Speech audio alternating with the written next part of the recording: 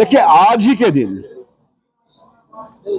25 जून 1975 को उस वक्त की वजीर आजम इंदिरा गांधी ने इमरजेंसी नाफिज की। और इमरजेंसी नाफिज क्यों की? क्योंकि 1971 का जो पार्लियामेंट्री इलेक्शन है, इंदिरा गांधी जी हार रही थी और राजनारायण जी जीत रहे।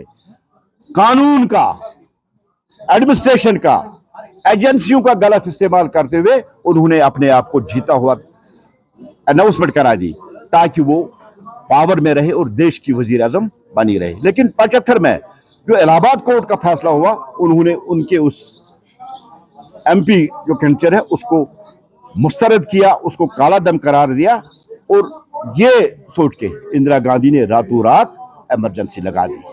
डेमोक्रेसी के 4 पिलर, आप लेजिस्लेशन देखिए, पार्लियामेंट देखिए, उसको सस्पेंड किया।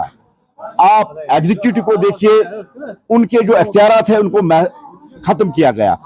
जुडिशरी, उनके अख्तियारात को खत्म किया गया, सस्पेंड किया गया। और 4th पिलर, प्रेस मीडिया पे सेंसरशिप लगा दी ताकि इंदिरा गांधी की जो उन्होंने जुल्म किए वो बाहर ना आए। 1 लाख से ज्यादा अपोजिशन के लीडरों, आम शहरियों, ट्रेड यूनियन, स्टूडेंट एसोसिएशन के लीडरों को गिरफ्तार करके 21 महीने तक जेलों में बंद रखा गया। ये भारत की तारीख का सियाह दिन है। और आज राहुल गांधी अलिफ लैला की किताब जेब में लेकर कॉन्स्टिट्यूशन की दुहाई दे रहे हैं। राहुल जी, 75 में संविधान की हत्या करने वाली आपकी दादी इंदिरा गांधी जी, भारत के शहरियों को पे जुल्म करने वाली, भारत के लीडरों को, अपोजिशन लीडरों को जेलों में बंद करने वाली इंदिरा गांधी और जबरदस्ती नौजवानों को नसबंदी कराने वाले संजय गांधी की उन जुल्मों को याद कीजिए। आपको शोभा नहीं देता है कि आप अलिफ लैला की किताब जेब में लेके कॉन्स्टिट्यूशन की दुहाई दें। अल्ताफ साहब, जो इलेक्शन की नेशनल कॉन्फ्रेंस हमेशा कांग्रेस के नक्श कदम पे चली। जो 75 में इंदिरा गांधी ने किया, 87 में यहां डॉक्टर फारूक अब्दुल्ला साहब ने किया। जीते हुए मुस्लिम मुत्तहिद महज को शिकस्त खुर्दा करार देके अपनी सत्ता के लिए उन्होंने यहां एक नए पुरअशुभ दौर का आगाज किया, जिसको हम दहशतगर्दी कह रहे हैं, जिससे हम पिछले 34 सालों के साथ से लड़ रहे हैं।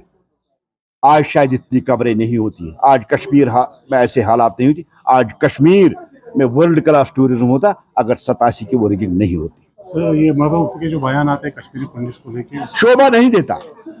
एक स्टैंड होना चाहिए, एक स्टैंड, जैसे हमारा एक स्टैंड।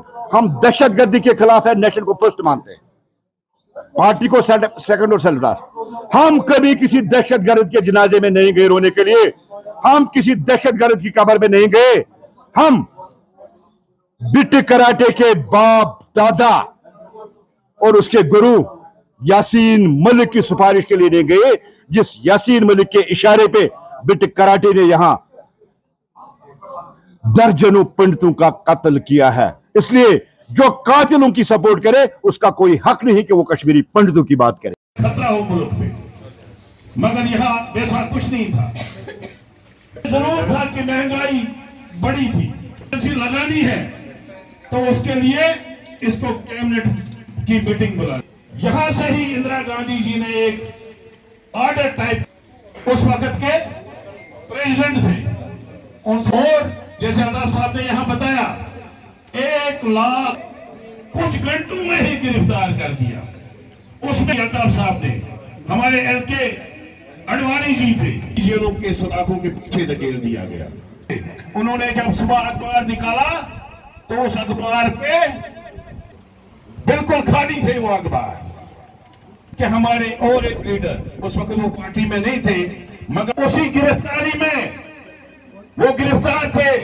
तो राजनाथ सिंह जी ने दरखास्त की इन जालिमों से, राजनाथ सिंह को उसके अंतिम संस्कार में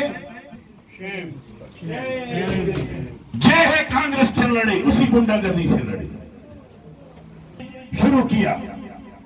यहां की अगर मैं बात करूं, जो यहां के हुक्मा, जो मुस्लिम मुत्तहिद महज ने इलेक्शन लड़ा था, तो कश्मीर में ये मलगुजार जो है ये कि 3 हफ्ते के अंदर अंदर कोई नया और जन सबसे बड़ी कत्ल था। इसलिए मुल्क के आम लोग भी इसको आज के दिन याद करते हैं और